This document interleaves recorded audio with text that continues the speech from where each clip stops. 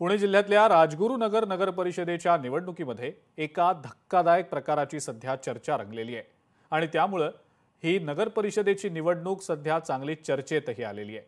निवडणुकीच्या ऐवजी इथं नगरसेवकांचा थेट लिलाव केल्याची माहिती काही विश्वसनीय सूत्रांकडून मिळतेय। पाहुयात राजगुरुनगरमध्ये रंगलेलं हे डर्टी पॉलिटिक्स नेमकं आहे तरी काय।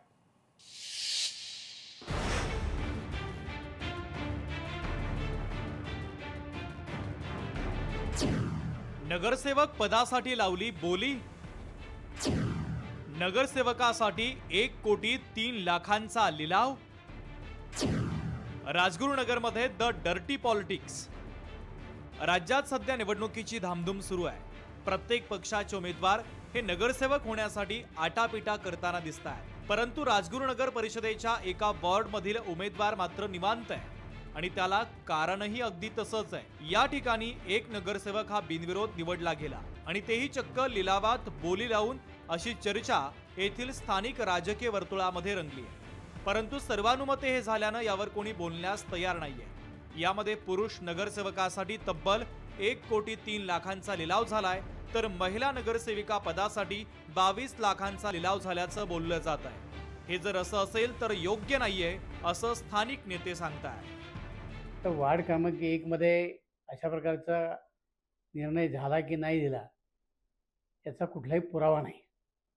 तो आमच्या ऐकिवामध्ये आहे की अशा प्रकारचं काहीतरी तिथं देवीच्या मंदिरामध्ये झालं आणि तिथं एवढ्या लोकांनी फॉर्म भरले, त्यांच्यामध्ये अशा प्रकारची बोली लावली गेली आणि त्याच्यातनं मंदिराचं काम करायचं अशा प्रकारचा निर्णय झाला। पण अशा पद्धतीचं त्या उमेदवारीचा लिलाव होणं जरा लोकशाहीला घातक आहे। आमच्या उमेदवारांनी माघारी घेतली आणि राष्ट्रवादीचा उमेदवार त्या ठिकाणी बिनविरोध झालेला आहे। मग त्याच्याच कुटुंबातली लोक आता परत लढत आहेत, म्हणजे असं काही प्रकार झालेला नाही। आणि मुळातच आमच्या सगळ्यांचाच असा काही विषय कानावर नाही आला की ज्या ठिकाणी निलाव पद्धतीने काही झालंय असं म्हणणं आहे। थोडा गैरसमजुतीतून किंवा मिसअंडरस्टँडिंगमधनं कदाचित ह्या बातम्या झाल्या असतील असा माझा कयास आहे।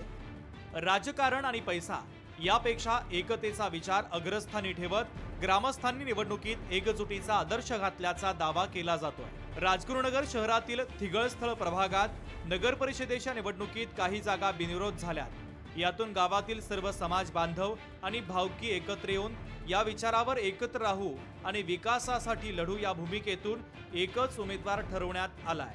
या निवडणुकीमध्ये ना पैशाची बोली ना राजकीय दबाव, फक्त गावच्या प्रगतीचा विचार करून निर्णय घेण्यात आल्याचं काही प्रभागातील ग्रामस्थांनी म्हटलेलं आहे। राजकारण आणि पैसा याच्यापेक्षा गावकी आणि भावकीची एकी ही महत्त्वाची समजून आमच्या गावकी आणि भावकीनी मंदिरामध्ये एकत्र बैठक घेऊन एकमुखाने मला पाठिंबा देऊन माझ्यासाठी बिनविरोध इलेक्शन केलेले आहे आणि माझे तिन्ही सहकारी जे माझ्या विरोधी होते त्यांनी मोठ्या मनाने काही हे न करता आडेवेडे न घेता माझ्यासाठी एकमुखाने पाठिंबा देऊन तिघांनी माघार घेतली आहे।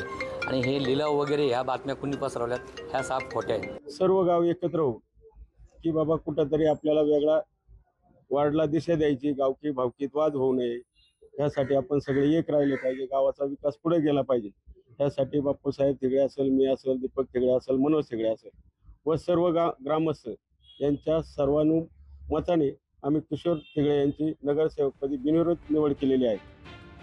एकंदरीत पाहिलं तर या वॉर्डमध्ये पुरुष जागा ही बिनविरोध झाली, परंतु महिला जागा ही बिनविरोध झाली नाही।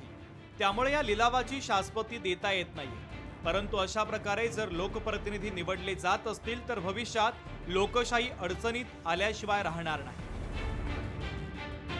अशाच पद्धतीने जर निवडणुका होऊ लागल्या, अशाच पद्धतीने उमेदवार निवडू लागले किंवा नगरसेवक निवडले गेले तर भविष्यामध्ये लोकशाही अडचणीत येईल यात काही शंका नाही। सायदीप ढोबळे, लोकशाही न्यूज, राजगुरुनगर, पुणे।